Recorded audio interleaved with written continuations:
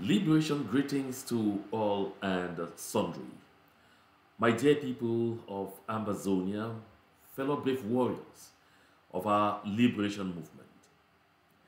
Accept greetings from me, Comrade John Akuro, wherever you are in the world, whether you be on ground zero, ground one, ground two, whether you be in the diaspora or, in fact, wherever you are. Accept liberation greetings from me. And also, I want to take this opportunity to extend my hearty greetings to all on this eve of Christmas. So, Merry Christmas to all of us. I know that we are at war, and therefore, there is very little to celebrate, but don't forget that even in the thickest of wars, we notice from reading European history that in World War II, when it was Christmas, the soldiers by themselves, decided to observe, a quiet moment each on their side. It wasn't really any kind of communication that they needed at least to honor the birthday of the Lord and to commit everything into the hands of Christ. And of course, the next day, they returned to hostilities. This is why I'm saying, although we had war, it's important for us to recall always that just the gift of life is more than enough for us to celebrate. We may not be in the best of health, but at least we're alive. We're still breathing this air. So Merry Christmas to all and sundry. My people of Amazon, we are moving into yet another Christmas celebration with thousands of our compatriots still behind bars, undergoing torture in various dungeons, both in La République du Cameroon and on our territory. We are about to celebrate yet another Christmas with hundreds of thousands of our people living very complicated lives as internally displaced persons because their villages, their various communities were reduced to ashes by the brutal forces of La République du Cameroun. We are about to observe yet another Christmas with thousands of our compatriots living abroad, living in neighboring Nigeria and other places close by as refugees. Some have even gotten lost in La République du Cameroun. My dear brothers and sisters of Ambazonia, this is a moment of reflection, a time for us to recognize that despite the obstacles we have faced, despite the challenges before us, despite the division that we have been struggling to overcome in our midst, there is still so much for us to do. I like to submit that we have made tremendous progress, because we have brought La République du Cameroun virtually to its knees as we speak. La République du Cameroun right now is just a picture of itself. If you see the citizens of La République du Cameroun weary today and wondering how tomorrow will be, it is because the life ahead of them from January 1 is going to be too complicated. I've said it here already over and over. The degree of uncertainty in the minds and hearts of the people of La République du Cameroon is now worse than what it has been in our hearts and minds over the past 6 years. Can the citizens of La République look at the future right now again with confidence? They definitely cannot. But with Ambazonia, we can continue or even begin now to look at the future with greater confidence, because by day and by night, we continue to overcome the challenges that were standing in the way of our freedom. I'm more convinced today than I was 5 years ago that Ambazonia will be free. And I know you too are. I like us, as we are gliding towards the end of this year, to take a quick look at what is happening in neighboring La République du Cameroon, our oppressors. you will notice that there is no development going on in that country. You will notice that that country has rather gone backwards, decades backwards. You will notice that everything in that country is crumbling. You will notice that it is God's willing or God's will that we should get out of that place which is hell on earth. That we should not have anything to do with a country that is retrogressing while others are progressing. Way back in 1982, that country had 16 aircrafts with a very thriving air transport company known as Cameroon Airlines. Today, they don't have half an aircraft. They don't have. That country, in 1982, right up to 1986, provided relief assistance to China. Today, they are virtually selling the entire country to China. That is not the place we want to be. That country, in 1982, heading right up to 1988, was an interesting place to live in because a majority of the people had jobs, because there was parastatals, created here and there, and there were clear plans to move the country forward. The people had the means, and Cameroonians were not traveling. They were not anxious to leave their country to go elsewhere or to suffer in the forest to get to other places for greener pastures. But today, if you open the borders of even just Gabon and make them free and say everyone is free to go, at least, I insist, at least 30% of the population of La République du Cameroon will be emptied within a space of 10 days. And this is not a joke. Offer a visa bonanza. Paul Biya will find out that even his own close family members are leaving him in that country alone. That is hell on earth. That is not the kind of place we want to be in.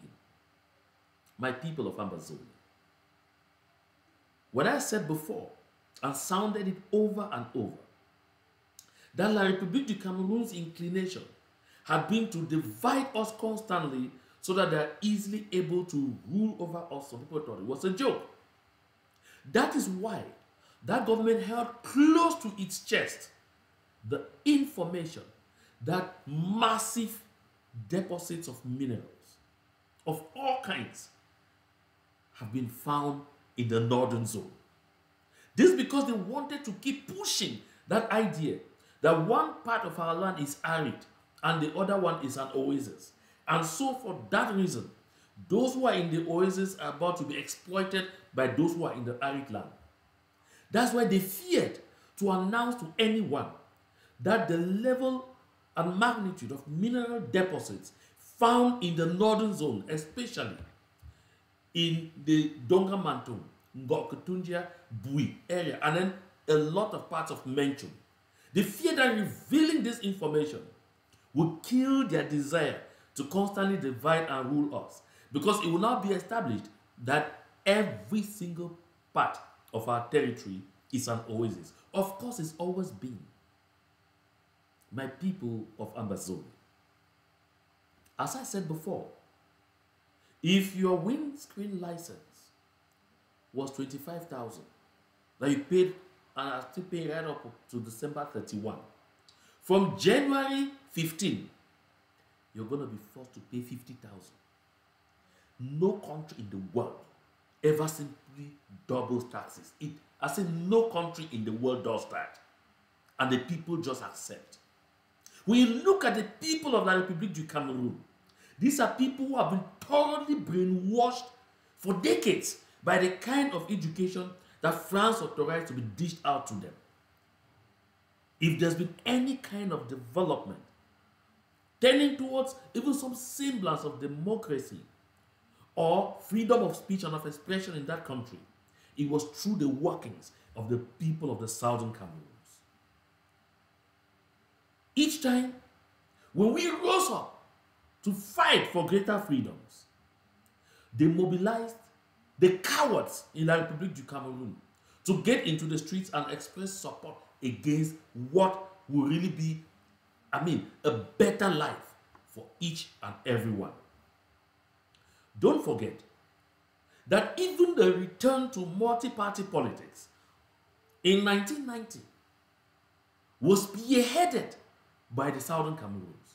You recall the forceful launch of the SDF party on May 26, 1990 in Bamenda, which resulted to the killing of 6 people.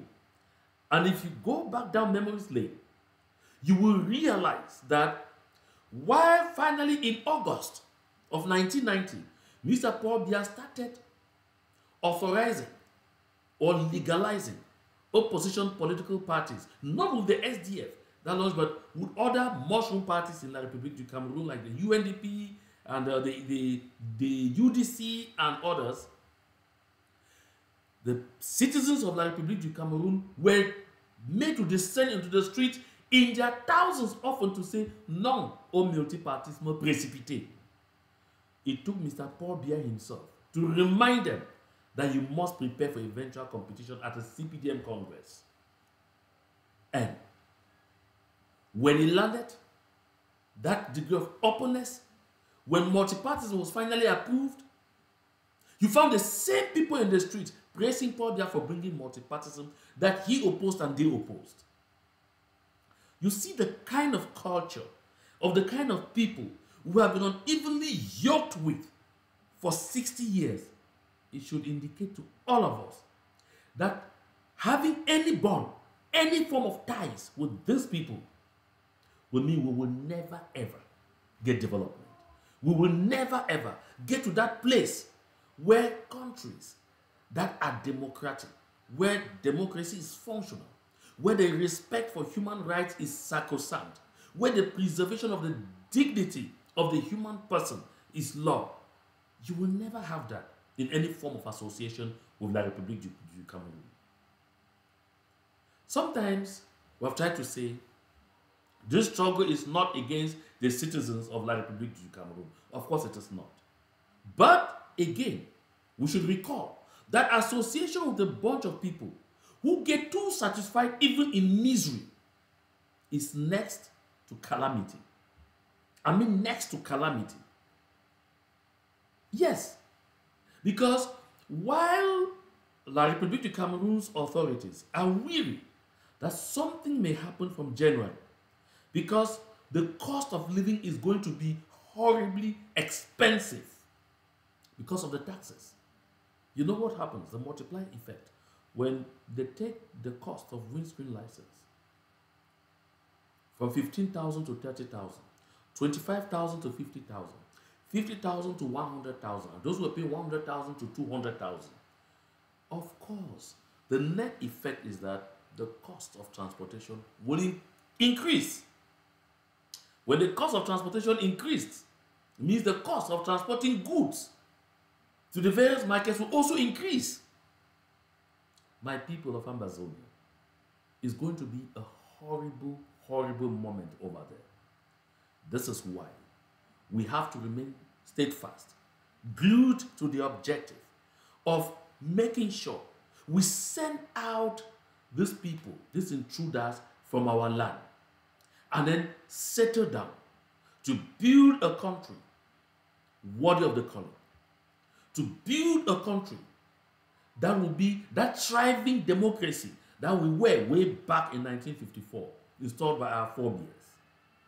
That we go back to building a country where the various communities will have a greater say in determining their development priorities. Where centralization will not be a value. We will see over-centralization as a vice. Today in La République du Cameroun, it is a virtue. Everything depends on one man, one senile Paul Biya. Everything depends on one man. That is not the kind of country we had wished to get into. That is not the kind of culture we got when we were getting into this unfortunate union with La République du Cameroun in 1961. We are a people who believe in self-reliant development. That is why Despite a systemic neglect from La République du Cameroon, from 1961 to present day, a lot of our communities are still better developed than even those in La République du Cameroon where we have all the ministers coming from. In a lot of our village communities, we have pipe-borne water as a result of self-reliant initiatives by our various community development organizations. Those are the kind of people we are. These are who we have been. But our ability even to go further, to do greater things for ourselves, started facing a lot of challenges when La République du Cameroon considered that we were moving too fast for their liking. That is how they had to bring in their divisional officers, their colonial senior divisional officers and governors, and make sure that they passed regulations that require us to obtain authorization from them and get their approval before going ahead to change the maps in our various communities, to develop projects in our land, the land of our birth. This thing has to stop. And the only way to stop it is to continue to be determined. As we move into the Christmas feast and eventually glide towards the end of yet another year, we must continue to remind ourselves that the only reason we are involved in this liberation struggle is to make sure we restore the soul of Ambazonia, the soul of the Southern Cameroons. My people of Ambazonia, do not become too familiar with the enemy and telling yourself that maybe in association with the people you can change anything. You will not. I'm repeating a piece of advice I dished out to our compatriots who are buying land and competing over buying land in La République du Cameroon because you are thinking that is safe haven for you. I say this and I reiterate. You are risking everything that you have because the citizens of La République du Cameroon, especially those in the center, south, and east, where some of our people appear to be pouring in resources, have the ability to just walk into and own your property. A lot of our people have even already been duped. You bought land, you started building, they let you build to a certain point, and they come and tell you the person that sold to you did not have the power to sell. Where will you take them to? They own all the law courts. All. The notary public, the notaries public, the judges, the bailiffs, and all involved in the judiciary apparatus are the same people. They can even hold court sessions in their dialect. Speaking Ekambetibulu. And of course, you'll be lost. Ever ask yourself why you don't have a foreign direct investments in that country? Because of the legal environment. That's why one man gets up in the morning and comes to this area and says, everybody who's around here, you're on my land. They have the money to oil the judicial machinery. And before you know it, you are dispossessed.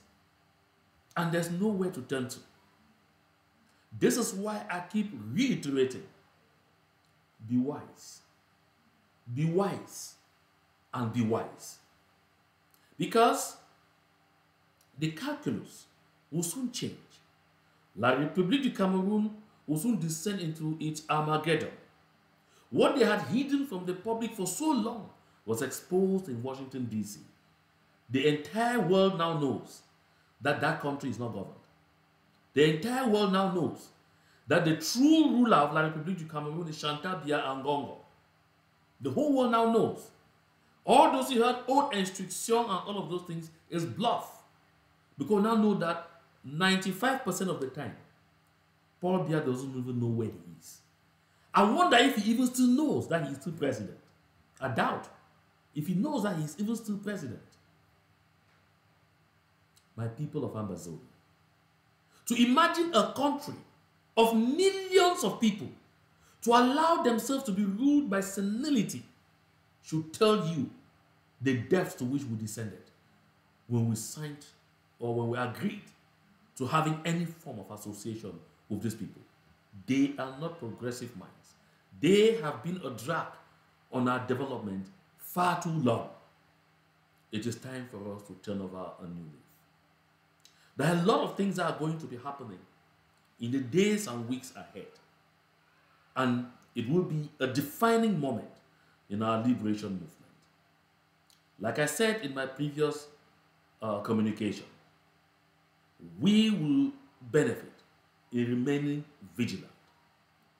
Watch your back and watch your brother or sister's back in our various communities.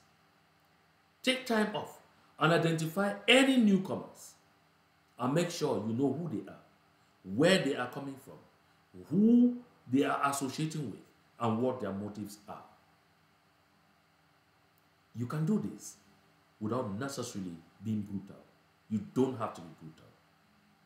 You don't have to come across as unpleasant. You simply do it like it's done everywhere we are. Ask questions. Ask questions. Dig and dig until you get the truth about who these individuals are. And that will inform you on how to operate with them in our communities. My dear people of Ambazonia, the one thing I want to say is as we end this year and move into the new one, determined to be an agent for good in this liberation movement. By being an agent for good, it means you don't forward messages that cast aspersions on people. It means you don't participate in promoting anything that will bring about division. It means you reject all forms of manipulations, of blatant lies telling, all forms of malice. You reject them. It means you begin to speak to the need for unity and synergy. Because in 2023, things will be different. And we have to act differently. We have to change to suit or to meet up with the changing times.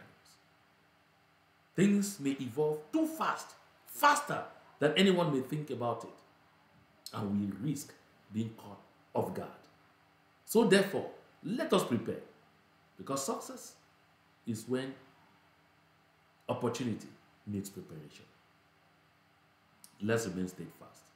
We don't make progress only when everything is all right. We make progress, especially when we face challenges and we overcome them.